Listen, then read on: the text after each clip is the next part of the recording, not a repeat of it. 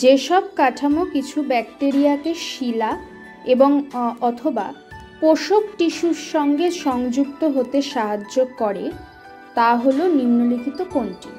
নিচের কোন অংশটি কোনো ব্যাকটেরিয়াকে কোনো শিলা বা কোনো পোষক দেহে আটকে থাকতে সাহায্য করে বা যুক্ত হতে সাহায্য করে?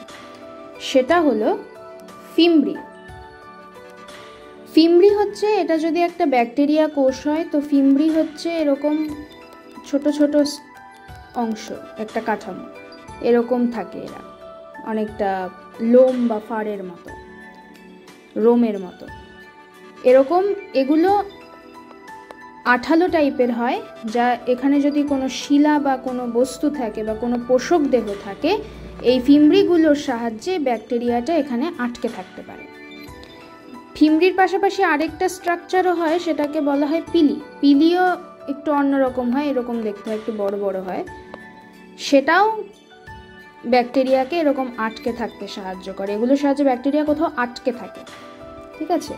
তাই যখনই বলবে যে কোন কাঠামো বা কোন অংশ ব্যাকটেরিয়াকে কোনো কিছুর সঙ্গে আটকে থাকতে সাহায্য করে বা সংযুক্ত হতে সাহায্য করে, পিলি ফিমব্রির মধ্যেই কিছু একটা উত্তর হবে, তাই ফিমব্রি। মেসোজোম আমরা জানি ব্যাকটেরিয়া কোষের কোষ পর্দার অংশ, কোষের ভেতরের দিকে একটু থাকে, এভাবে কোষ থাকে, কোষের কোষ পর্দাটা এরকম ভেতরের দিকে কিছু অন্তর্ভাঁজ তৈরি করে এরকম, এগুলোকে মেসোজোম বলে। এগুলো অনেকটা কি হেল্প করে, শ্বসন এবং অন্যান্য কাজকর্মে হেল্প করে।